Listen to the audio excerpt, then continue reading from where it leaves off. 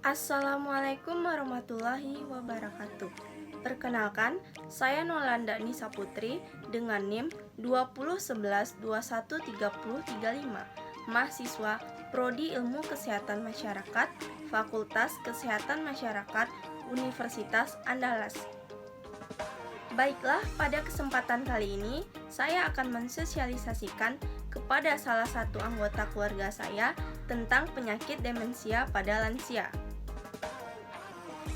Dosen pengampu mata kuliah ini adalah Bu Suci Maisaro SST MKM. Baiklah, langsung saja kita ke topik pembahasan, yaitu demensia pada lansia. Adapun pembahasannya, yang pertama, definisi demensia, yang kedua, gambaran demensia di Indonesia, yang ketiga, faktor penyebab demensia, yang kelima, yang keempat, jenis-jenis demensia, yang kelima, gejala demensia lansia, yang keenam, cara untuk menghindari demensia, yang ketujuh, saran sebagai tenaga kesehatan masyarakat menghadapi demensia atau penyakit demensia pada lansia. Yang pertama yaitu definisi demensia. Demensia adalah sindrom penurunan kognitif dan fungsional. Biasanya terjadi di kemudian hari sebagai akibat neurodegeneratif dan proses cerebrovaskular. Yang kedua, gambaran demensia di Indonesia. Jumlah penderita demensia di Indonesia diproyeksikan meningkat secara signifikan.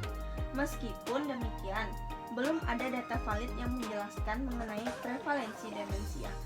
Penelitian yang dilakukan di Provinsi Daerah Istimewa Yogyakarta pada Desember 2015 ini adalah studi pertama yang mendapatkan prevalensi, faktor risiko demensia, dan untuk menggambarkan pengetahuan pengasuh tentang gejala awal penyakit Alzheimer. Terdapat hubungan eksponensial antara penyakit demensia dan usia tua. Angka harapan hidup terus meningkat secara global, mengakibatkan peningkatan populasi lanjut usia. Prevalensi masalah kesehatan yang berkaitan dengan usia seperti demensia akan meningkat seiring proses penuaan. Studi menunjukkan prevalensi demensia di Indonesia lebih tinggi dibandingkan dengan negara lain. Dalam studi ini, sebagian besar responden berpendidikan rendah dan tinggal di daerah pedesaan. Selanjutnya, faktor penyebab demensia. Yang pertama, penyakit Alzheimer. Penyakit utama penyakit demensia adalah penyakit Alzheimer. Yang kedua, serangan stroke. Stroke penyebab kedua demensia yang terjadi secara ulang. Yang ketiga yaitu serangan lainnya. Serangan lainnya dari demensia adalah demensia yang terjadi akibat pencederaan pada otak, penyakit Parkinson, AIDS, dan hidrosefalus. Selanjutnya yaitu ada jenis-jenis demensia. Yang pertama ada demensia tipe Alzheimer, yang kedua ada demensia vaskular. Selanjutnya yaitu gejala demensia. Gejala demensia yang pertama, gejala awal.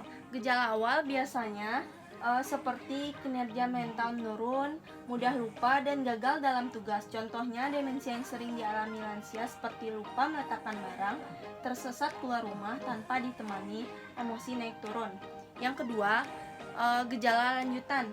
Gejala lanjut ini dapat berupa gangguan kognitif, gangguan afektif, dan gangguan perilaku, dan biasanya akan muncul berupa depresi pada lansia, di mana seringkali lansia akan menjaga jarak dengan lingkungan dan lebih sensitif. Kondisi seperti ini dapat menimbulkan penyakit lain dan biasanya akan memperbesar masalah yang akan terjadi. Yang ketiga yaitu gejala umum. Gejala umum adalah yaitu mudah lupa, aktivitas sehari-hari terganggu, disorientasi, cepat marah, kurangnya konsentrasi, serta resiko tinggi jatuh. Yang selanjutnya yaitu cara menghindari demensia. Yaitu yang pertama, pertahankan keaktifan mental. Kegiatan yang merangsang mental seperti membaca dan bermain catur dan bermain kartu dan sebagainya. Yang kedua, pertahankan pola makan yang sehat dan seimbang. Yang ketiga, cukupi asupan vitamin B12, C, dan E. Yang keempat, hindari rokok dan penyalahgunaan alkohol. Yang kelima, berolahraga secara teratur. Poin selanjutnya yaitu saran sebagai tenaga kesehatan masyarakat. Saran dari tenaga kesehatan masyarakat untuk demensia lansia adalah keluarga dan orang terdekat harus melakukan follow-up pada lansia yang memiliki cognitive impairment supaya tidak berkembang menjadi demensia. Hal ini dapat dilakukan dengan meningkatkan aktivitas yang membuat kerja otak bisa meningkat seperti 103 membaca dan menulis, aktivitas sosial, dan meningkatkan gaya hidup sehat.